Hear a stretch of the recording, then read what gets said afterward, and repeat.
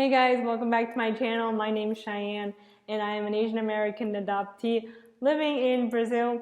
I make videos about politics, human rights, and media. So if you're into that and want to hear from a different walk of life, subscribe down below. So today's video is going to be about Asianness.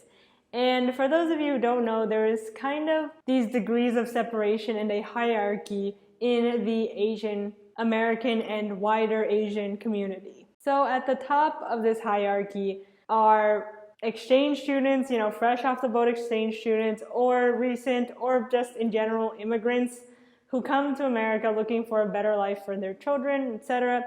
And they are the most Asian because they come, like I said, fresh off the boat. Then after these fresh off the boat immigrants, there are their descendants who are first, second, third, fourth generation Asian Americans, and they're usually not seen as Asian to their parents because they've become too Americanized. However, if you are first, second, third, etc. generation Asian American, your parents were probably born in the US, so you may or may not speak your ancestors' native language at home.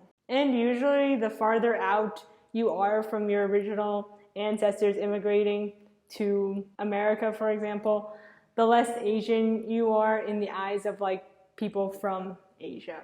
And then of course there are the Asian American adoptees who are usually seen as the least Asian, bottom of the hierarchy, because we were raised white, or at least those of us who were adopted into white families are seen as white.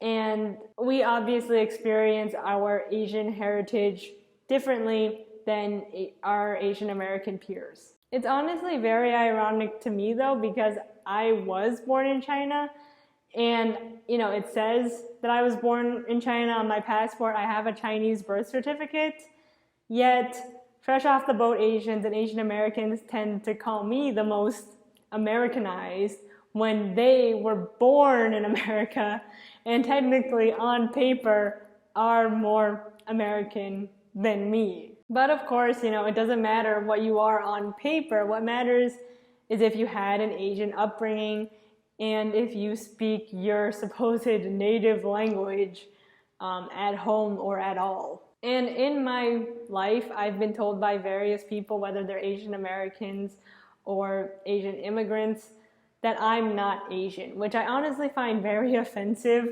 considering that I faced racism and discrimination my whole life for the way I look. But I get what they mean, that I wasn't raised Asian, so therefore I'm not Asian, but I still face racism as an Asian person, so I really don't know where they're going with this. And this isn't the oppression Olympics, but for them to say that I'm not really Asian hurts, because it basically means that they're ignoring all of my experiences as an Asian adoptee in America, where I don't fit into the white community, and I most definitely don't fit into the Asian American community. Asian Americans and Asian immigrants have made it very clear to me that they do not see me as Asian and that they don't want me to be a part of their community. In college, I had a few Chinese language teachers who were immigrants from China who really discriminated against the Asian American students in the class, and I was lumped into those students that should know this already, and they were really kind of rude to the Asian American students in the class,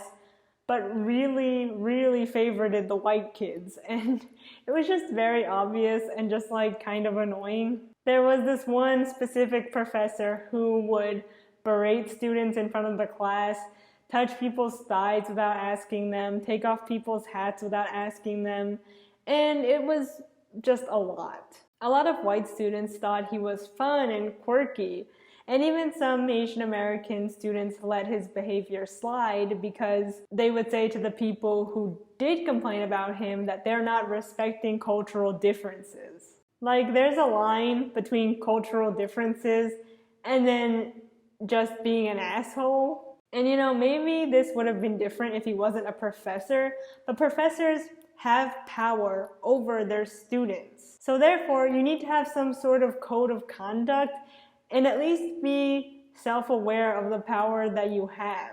I hate when Asian American and even when some white people defend abusive behavior by Asian people as either strict parenting or good because white people like corporal punishment, but they have no way to defend it because they're white, I guess. And also another good defense is, but that's how Asian people show their love. And yes, in Asian cultures, they do show their love differently. But they're showing your love differently and then hitting and verbally abusing your child or your students. Like sometimes this professor would compliment one student by berating and belittling another student. Like, it's possible to give compliments without insulting someone else. Like, yes, there are cultural differences, but it's not racist to call out abusive behavior. And like I said in my adultism video, you're not a coward for saying that your parents abused you and that it hurt.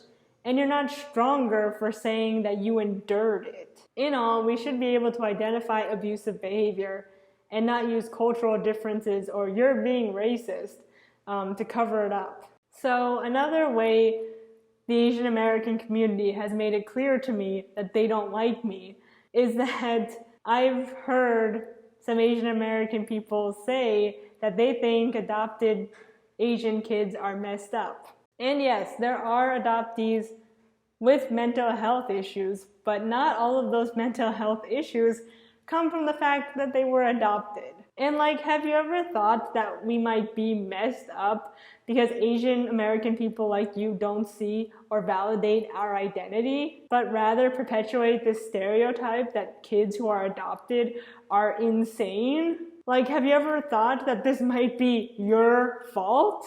You know, but to step into their shoes, I understand why Asian Americans don't want to see adoptees as Asian because they are so insecure about their own Asianness because they're just at the middle in the hierarchy. They're in the middle of the hierarchy and they're not seen as fully Asian by, you know, the people at the top of the hierarchy. So they want to keep the adoptees down to maintain their power. If they were to confront adoptees and see them as Asian, they might need to confront their own privilege in the hierarchy, and they don't want to lose that. Anyway, the point of this video was to just talk about how I've been dealt shit at the hand of the Asian hierarchy, and unfortunately, I don't think that this hierarchy will ever end, but to any Asian Americans watching, please do not be afraid to reach out a hand to the adoptee community because we're Asian too. And to any white person watching who sees being a strict Asian as a fun little quirk and uses those quirks to justify abuse by a friend's parent or a professor, fuck you.